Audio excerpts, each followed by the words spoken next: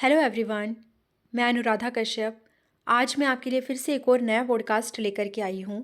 और हमारा जो आज का पॉडकास्ट रहेगा वो एक ऐसे सिंड्रोम के बारे में रहेगा जिसकी इंडिया में आज के टाइम में बहुत ज़्यादा चर्चा हो रही है। आपने सुना होगा GBS वायरस। जब हम उस वायरस की बात करते हैं तो उससे होने वाले सिंड्रोम के बारे में भी हमें समझना होगा। एक्चुअल में व्हाट इज़ गुलियन बैरे सिंड्रोम? आखिर क्या होता है ये गुलियन बैरे सिंड्रोम, जिसको बहुत सारे लोग गुलियन बेस सिंड्रोम के नाम से भी जानते हैं। तो आज मैं आपको बताऊंगी कि GBS गुलियन बेरे सिंड्रोम जो है, इसके क्या क्या सिम्टम होते हैं, किस वजह से ये हमें होता है और हमारी बॉडी का कौन सा पार्ट इसकी वजह से अफेक्टेड होता है। क्या ऐसे डायग्नोस्टिक टेस्ट हैं जो हम करवा सकते हैं एंड इसके लिए आप क्या क्या प्रिकॉशंस ले सकते हो। सेकंड चीज़, क्या ये हमारे लिए उतना ख़तरनाक है जितना कोरोना वायरस हमारे लिए ख़तरनाक था? क्या ये लोगों को छूने से फैल जाता है? तो एक एक करके आज हम सभी चीज़ों के बारे में डिस्कस करेंगे। तो चलिए स्टार्ट करते हैं इस पॉडकास्ट को और समझते हैं कि गुलियन बैरे सिंड्रोम एक्चुअल में क्या होता है। तो देखो, हमारा जो पूरा बॉडी सिस्टम है, इसके अंदर आपने सेंट्रल नर्वस सिस्टम के बारे में सुना होगा, जिसमें हमारी दो पार्ट आते हैं। एक तो आता है ब्रेन और एक आता है spinal cord. Brain is the master mind of all the activities. हमारी बॉडी के अंदर जितनी भी एक्टिविटीज़ हो रही हैं वो सब की सब कंट्रोल हो रही हैं ब्रेन से। अब ब्रेन से और स्पाइनल कॉर्ड से कुछ नर्व्स निकलती हैं जो कि आपका एक अनदर सिस्टम बनाती हैं, जिसको हम बोलते हैं पेरिफेरल नर्वस सिस्टम। यानी कि ब्रेन जो है वो आपका सेंट्रल हेड है और स्पाइनल कॉर्ड हमारी ब्रेन से निकलने वाली एक नर्व जो बेसिकली पूरा एक सिस्टम बना रही है। तो दोनों मिलकर के सेंट्रल नर्वस सिस्टम बनाते हैं, लेकिन इन्हीं से बहुत सारी नर्व्स निकलती हैं जो हमारा पेरिफेरल नर्वस सिस्टम बनाती हैं। जैसे कि आप डायग्राम में देख भी सकते हो, स्पाइनल कॉर्ड से निकलने वाली बहुत सारी नर्व्स जो हैं वो मिलकर के पेरिफेरल नर्वस सिस्टम बनाएंगी। इसी तरीके से हमारी ब्रेन से भी बहुत सारी नर्व्स निकलती हैं और वो पेरिफेरल नर्वस सिस्टम का पार्ट होती हैं। अब ये जो नर्व्स होती है ये एक्चुअल में जो ब्रेन सेल्स न्यूरॉन्स हैं उन्हीं के जुड़ने से बनती हैं पूरी नर्व्स हमारे पास। अब हम कोई सिग्नल लेकर के जा रहे हैं हमारी बॉडी के पार्ट से हमारी ब्रेन तक या फिर हमारी स्पाइनल कॉर्ड तक, और इसी तरीके से वहाँ से जो सिग्नल आएंगे, चाहे वो ब्रेन हो चाहे वो स्पाइनल कॉर्ड हो, वहाँ से जो सिग्नल आएंगे वो हमारी मसल्स तक आएंगे, राइट। जैसे आपने कभी एक एग्जाम्पल देखा होगा कि जब आप किसी गर्म चीज़ को छूते हो तो आप तुरंत अपना हाथ पीछे हटा लेते हो। इसका मतलब आपको सेंसेशन हो गई है। अब वो सेंसेशन कैसे आती है? आपके पास सेंसरी नर्व्स जो होती है वहाँ से वो सेंसेशन आती है। और वो सेंसरी नर्व्स और मोटर नर्व्स जो चीज़ें होती हैं, जो नर्व्स होती हैं, वो एक्चुअल में आपकी बॉडी से सिग्नल को लेकर के जाती हैं ब्रेन और स्पाइनल कॉर्ड तक, और वापस में वहाँ से जो सिग्नल हमें मिलता है वो हमारी मसल्स तक या हमारे बॉडी पार्ट्स तक लेकर के आती हैं बाय मोटर न्यूरॉन, राइट। अब ये जो न्यूरॉन्स होते हैं, ये जो नर्व्स होती हैं, ये न्यूरॉन्स की बनी हुई होती हैं। न्यूरॉन की स्ट्रक्चर आप सामने देख सकते हो। यहाँ पे न्यूरॉन जो है उसके तीन पार्ट हैं, एक डेंड्राइट है, एक एक्सॉन है और एक एक्सॉन टर्मिनल है। तो जो डेंड्राइट है वो आपके सिग्नल को क्या करता है? कैरी करता है और उसको कहाँ पहुँचाता है? एक्सॉन तक पहुँचाता है वाया सेल बॉडी। अब वो एक्सोन जो यहाँ पे आपको येलो कलर में दिखाई दे रहा है, वही एक्सोन आपके सिग्नल को एक्सोन टर्मिनल तक पहुँचाएगा और फाइनली उस टर्मिनल से उस सिग्नल को वो आपकी मसल्स तक पहुँचा देगा। अब मान लीजिए आपने हाथ पीछे हटाया, जब आपको गर्म चीज़ मिलती है कोई, तो वो हाथ पीछे हटाने का जो एक्शन था, जो मसल्स में कॉन्ट्रैक्शन हुई है, वो किसकी वजह से हुई है? वो इसी सिग्नल की वजह से हुई है। तो ये जो एक्सोन है इसको कवर करके रखा जाता है एक माइलिन शीथ के थ्रू। ये माइलिन शीथ एक ऐसी शीथ होती है जो इंसुलेशन का काम करती है और आपके जो सिग्नल हैं उनको बहुत फास्ट फॉरवर्ड कर देती है। आपके जो सिग्नल हैं वो एक्सॉन पे जंप करके आगे पहुंचते हैं ताकि फास्ट आपको क्या दे सके? मैसेज दे सके। बट मान लीजिए अगर माइलिन शीथ के अंदर किसी तरीके की कोई प्रॉब्लम हो जाए या माइलिन शीथ डैमेज हो जाए, तो ऐसी कंडीशन में न्यूरॉन जो है उसका फंक्शन प्रॉपर नहीं हो पाएगा। तो आपका जो गुलियन बैरे सिंड्रोम होता है इसके अंदर यही होता है। एक्चुअल में जो माइलिन शीथ है वो आपकी क्या हो जाती है? डीजेनरेट हो जाती है। अब मैंने ये तो आपको बताया कि माइलिन शीथ डीजेनरेट हो जाती है, जिसकी वजह से जो न्यूरॉन है वो आपकी प्रॉपर फंक्शन नहीं कर पाते, और जब न्यूरॉन में प्रॉपर फंक्शन नहीं होगा बेटा, तो ऐसी कंडीशन में आपकी जो इन्फॉर्मेशन है वो आगे नहीं जा पाएगी। ठीक है। इन्फॉर्मेशन मान लीजिए अगर आगे चली भी जाती है तो वो इन्फॉर्मेशन आपकी प्रॉपर नहीं जा पाएगी, क्योंकि माइलिन शीथ जो है वो कंप्लीट नहीं है, वो डीजेनरेट हो चुकी है। तो माइलिन शीथ को डीजेनरेट करने वाला यहाँ पर कौन है, ऐसा क्या है हमारी बॉडी के अंदर जो माइलिन शीथ के ऊपर काम करता है और माइलिन शीथ को डीजेनरेट कर देता है। तो हमेशा याद रखना, हमारी बॉडी के अंदर एक इम्यूनिटी होती है to fight with different particles, to fight with foreign antigens. ऐसी कंडीशन में जो इम्यूनिटी है वो हमारी बॉडी को प्रोटेक्ट करके रखती है। बट समटाइम क्या होता है कि हमारी इम्यूनिटी जो है वो इम्यूनिटी हमारे ही अगेंस्ट काम करने लग जाती है। इस कंडीशन को हम बोलते हैं ऑटो इम्यून डिसऑर्डर। तो गुलियन बैरे सिंड्रोम के अंदर एक्चुअल में जो हमारी बॉडी की एंटीबॉडीज़ हैं वो हमारे ही अगेंस्ट काम करने लग गई हैं। हमारी बॉडी में जो भी इम्यूनिटी है वो हमारे ही अगेंस्ट हो चुकी है, और उसकी वजह से माइलिन शीथ जो होती है वो डिजेनरेट होने लग जाती है। इसी वजह से जो आपका एक पाथवे होता है सिग्नल कैरी करने का, वो आपका रुक जाता है या फिर कहीं ना कहीं वो अफेक्टेड होता है, जिसकी वजह से गुलियन बैरे सिंड्रोम होता है। अब मान लीजिए मैंने आपको कहा कि आपकी जो नर्व सेल्स हैं या जो न्यूरॉन हैं, जब वो न्यूरॉन्स जो हैं आपके नर्व्स बना रहे हैं, तो उस कंडीशन में माइलिन शीथ अपना काम प्रॉपर नहीं कर रही, तो आपके साथ उसका क्या रिजल्ट देखने को मिलेगा। एक्चुअल में आपकी जो मसल्स हैं वो प्रॉपर काम नहीं कर पाएंगी। अगर आप अपने हाथ को मूव करना चाहोगे तो आप उसको मूव नहीं कर पाओगे। आप अपनी अगर टंग को मूव करना चाहोगे तो आप उसको प्रॉपर मूव नहीं कर पाओगे। अगर आप अपनी आइज़ को मूव करना चाहते हो आप वो नहीं कर पाओगे। क्लियर। तो ऐसी कंडीशन में गुलियन बैरे सिंड्रोम जो होता है वो हमारी मांसपेशियों पर इफेक्ट डालता है। हमारी जो मसल्स हैं वो प्रॉपर काम नहीं कर पाती हैं, हम प्रॉपर किसी चीज़ के रिगार्डिंग रिस्पॉन्स नहीं दे पाते हैं। This is the Guillain Barre syndrome.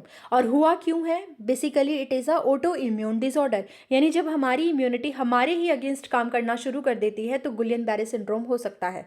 बहुत सारे लोग इसको पार्किंसंस डिसऑर्डर के साथ भी कोरिलेट कर लेते हैं, क्योंकि उसके अंदर भी सेम सिचुएशन होती है कि आप कंडीशन में जाने लगते हो पैरालिसिस के, क्योंकि आपकी मसल्स जो होती है उनकी मूवमेंट प्रॉपर नहीं हो पाती।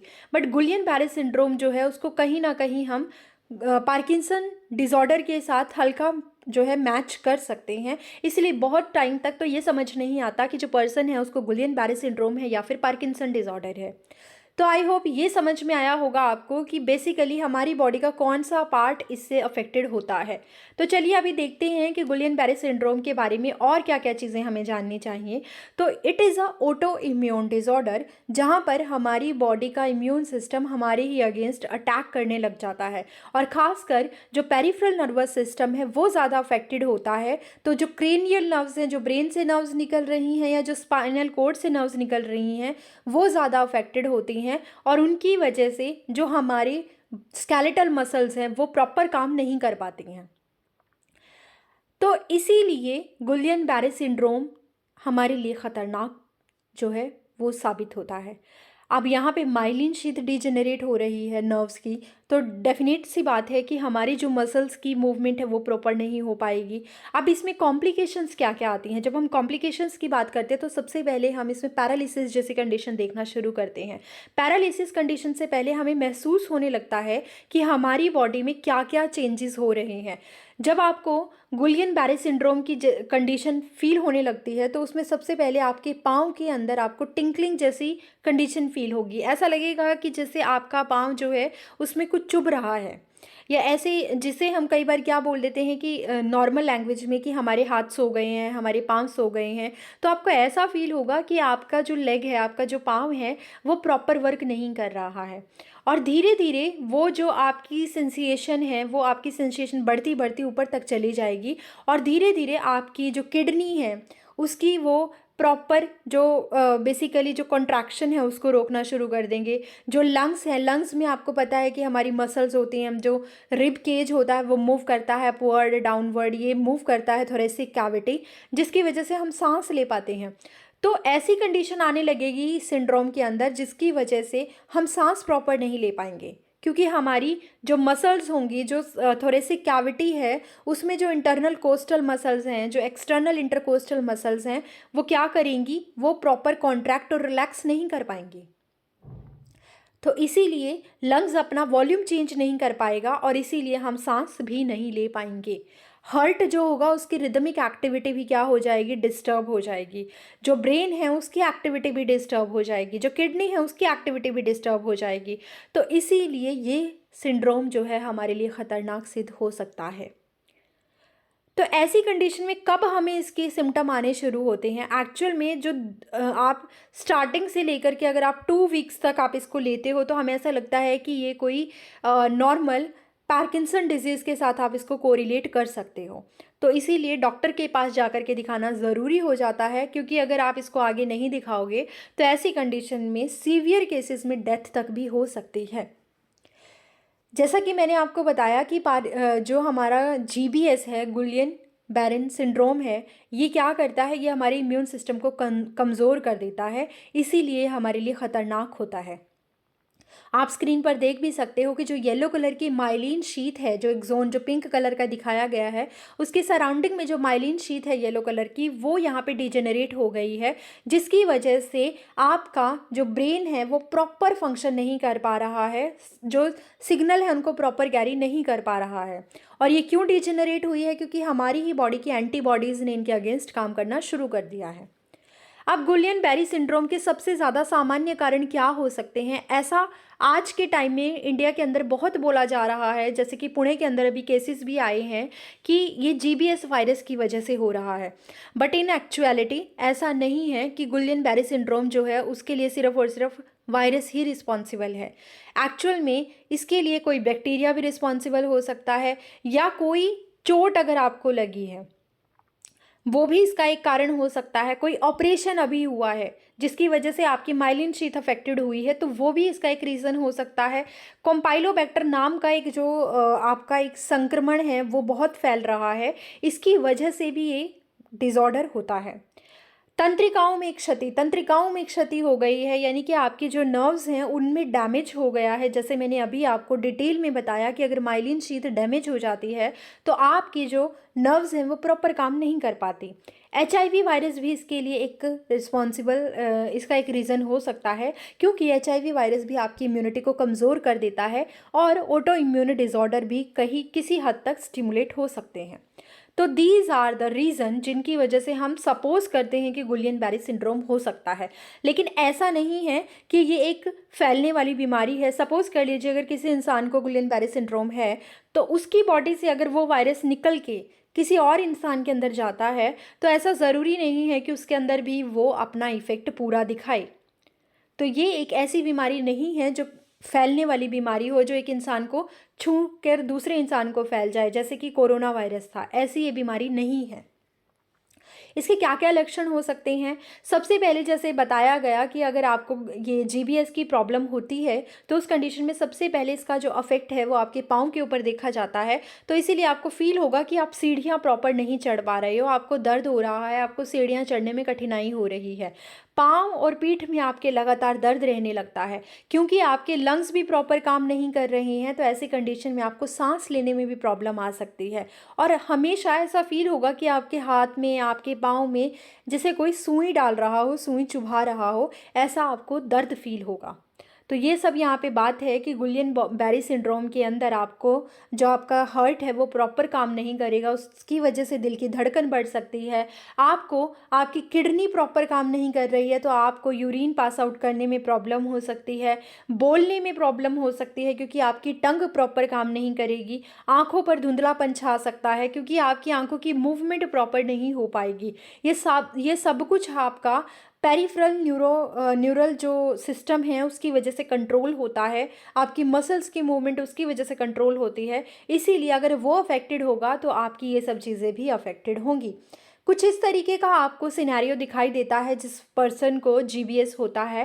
एक्चुअल में it is a condition of facial paralysis. यहाँ पे आपकी जो फेस है वहाँ की जो मांसपेशियाँ हैं उनमें पैरालाइज हो चुका है, तो इसीलिए आपको फेस जो है वो थोड़ा सा तिरछा दिखाई दे सकता है, जैसे कि यहाँ पे दिखाई दे रहा है। तो it is a condition of facial paralysis. बात करते हैं कि आपको कितना खतरा है जीबीएस सिंड्रोम से। तो इसकी एक रिपोर्ट जो है वो दिखाई गई है, दैनिक भास्कर न्यूज़ के अंदर ये छपा था कि गुलियन बैरी सिंड्रोम जो है एक बहुत ही दुर्लभ बीमारी होती है। NINDS के मुताबिक ये बहुत ही ज़्यादा रेयर प्रॉब्लम है एंड हर साल एटलीस्ट 1 लाख लोगों में से सिर्फ एक व्यक्ति को ही ये बीमारी होती है। ये रिपोर्ट के अकॉर्डिंग बताया गया है कि जो GBS से पीड़ित मरीज़ होते हैं उनमें ब्लड क्लॉटिंग यानी कि ब्लड का जमना और कार्डियक अरेस्ट यानी कि आपका जो हार्ट है वो एकदम से अरेस्ट हो जाता है, वो बीट नहीं करता है और बॉडी के अंदर इन्फेक्शन का खतरा भी बढ़ जाता है। हर साल GBS से पीड़ित 7.5% लोगों की डेथ हो जाती है। GBS से पीड़ित 20% जो पेशेंट होते हैं उनको वेंटिलेटर पर रखा जाता है क्योंकि उनको सांस लेने में प्रॉब्लम होती है। उसके अलावा जो 25% जो पेशेंट होते हैं वो कम से कम 6 महीने तक चल फिर नहीं सकते क्योंकि उनकी मांसपेशियां इतनी ज़्यादा वीक हो चुकी होती हैं कि वो प्रॉपर खड़े नहीं हो पाते, प्रॉपर किसी चीज़ को उठा नहीं पाते हैं। But it is a rare syndrome. ऐसा नहीं है कि हर दूसरे व्यक्ति को ये प्रॉब्लम है या फिर जो कोरोना की तरह फैल रही थी ये वैसी प्रॉब्लम भी नहीं है, तो इससे ज़्यादा घबराने की ज़रूरत नहीं है। बट अगर आपको इनिशियली कोई भी सिम्टम दिखाई देता है तो आपको एक बार डॉक्टर की सलाह ज़रूर लेनी है। तो आज हमने जितनी भी चीज़ें पढ़ी उसके अकॉर्डिंग मैं आपको ये भी बताना चाहूँगी कि जो बेसिकली हम इसका ट्रीटमेंट कैसे कर सकते हैं और हम अगर हमें डायग्नोस करना हो तो वो हम कैसे कर सकते हैं। अब अगर किसी इंसान को ये नहीं समझ में आ रहा है कि उसको ये प्रॉब्लम है तो उसको क्या करना चाहिए। एक्चुअल में उस इंसान को MRI के थ्रू आप पता लगा सकते हो कि उसको ये प्रॉब्लम है, क्योंकि आप ब्रेन की एक्टिविटी को कैसे चेक करोगे, MRI के थ्रू चेक कर सकते हो। तो MRI उस बंदे का किया जा सकता है जिससे ये समझ में आएगा कि उसको GBS है या फिर नहीं है। उसके अलावा हम यहाँ पर एक जो है हमारा इलेक्ट्रोमायोग्राफी करा सकते हैं, यानी कि आप मसल्स की एक्टिविटी को भी चेक कर सकते हो वाया ग्राफ। जैसे आप ECG करवाते हो वैसे ही एक इलेक्ट्रोमायोग्राफी भी होती है जहाँ पर आप मसल्स की चेक कर सकते हो, मसल्स की एक्टिविटी को चेक कर सकते हो। तो उसके थ्रू आप पता लगा सकते हो कि क्या आपको GBS है या नहीं है। अब मान लीजिए किसी इंसान को GBS है तो व्हाट आर द ट्रीटमेंट, क्या ऐसा क्योर है जो आप कर सकते हो। तो इन रियलिटी इसका कोई ऐसा प्रॉपर क्योर तो नहीं है, बट आप एक दो चीज़ें यूज़ कर सकते हो। जैसे कि हमारी बॉडी में मैंने शुरुआत में ही कहा कि एक ऑटो इम्यून डिज़ॉर्डर है, तो जब हमारी इम्यूनिटी है जो हमारे ही अगेंस्ट काम करने लगी है तो आप उन एंटीबॉडीज़ को ख़त्म कर सकते हो। अब उन एंटीबॉडीज़ को कैसे ख़त्म कर सकते हो, आप उन एंटीबॉडीज़ के अगेंस्ट एंटीबॉडी बना दीजिए और उन एंटीबॉडीज़ को जो आपने सिंथेटिकली बाहर बनवाई हैं बॉडी से, उन एंटीबॉडीज़ को आप अपने बॉडी के अपने ब्लड के अंदर क्या करवा लीजिए, इंट्रोड्यूस करवा लीजिए। तो जिस इंसान को GBS है, डॉक्टर नॉर्मली क्या करते हैं उसकी बॉडी के अंदर एंटीबॉडीज़ क्या कर देते हैं, डाल देते हैं। हमारी बॉडी की जो एंटीबॉडी हैं उनके अगेंस्ट एंटीबॉडी जो बाहर से बनाई गई होती हैं वो आपकी बॉडी के अंदर डाल दी जाती हैं। अब वो एंटीबॉडी क्या करेंगी, जैसे ही हमारी बॉडी के अंदर एंटीबॉडीज़ गलत तरीके से काम कर रही हैं या फिर मैं कहूँ हमारी बॉडी के खिलाफ काम कर रही हैं, तो वो जो बाहर से एंटीबॉडी बनाई गई हैं वो एंटीबॉडी हमारी बॉडी की एंटीबॉडी के साथ मिल करके एक कॉम्प्लेक्स बना लेंगी और उनके इफेक्ट को न्यूट्रलाइज कर देंगी, जिसकी वजह से ऑटो इम्यून डिसऑर्डर से बचा जा सकता है।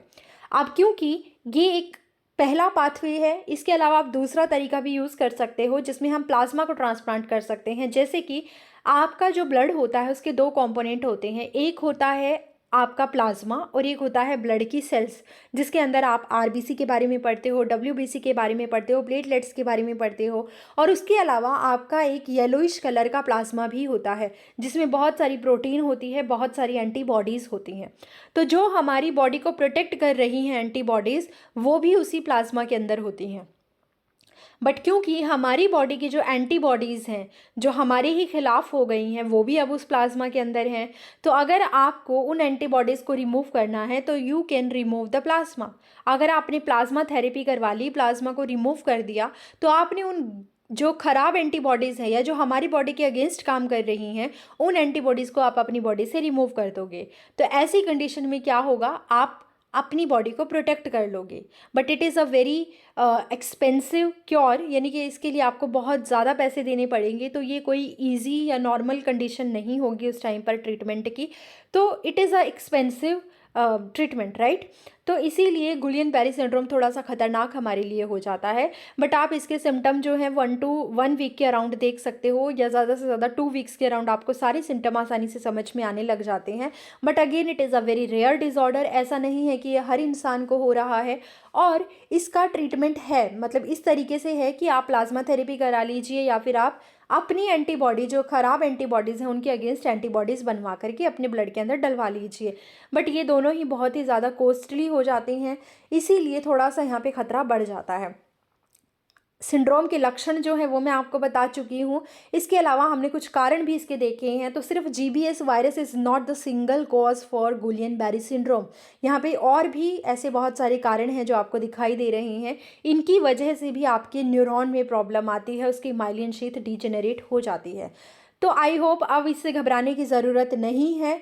ऐसा नहीं है कि ये कोरोना की तरह फैलेगा। तो प्लीज़ अपना ध्यान रखिए, और इससे घबराने की अब आपको कोई भी आवश्यकता नहीं है।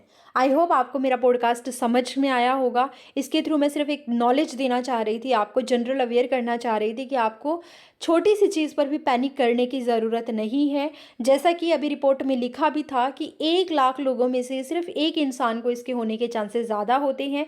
सेकेंडली, ये ऐसा डिसऑर्डर नहीं है जो किसी को छूने से या किसी के साथ खाने से फैलता है। तो इसीलिए आप बस अपना ध्यान रखिए, अपने थोड़े प्रिकॉशंस यूज़ कीजिए, and you will be fine.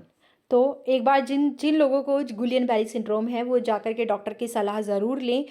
जिसको ये प्रॉब्लम है वो इसको हल्के में मत लीजिए, बट सब लोगों को पैनिक करने की ज़रूरत नहीं है। अपना ध्यान रखिए, बी सेफ। Thank you.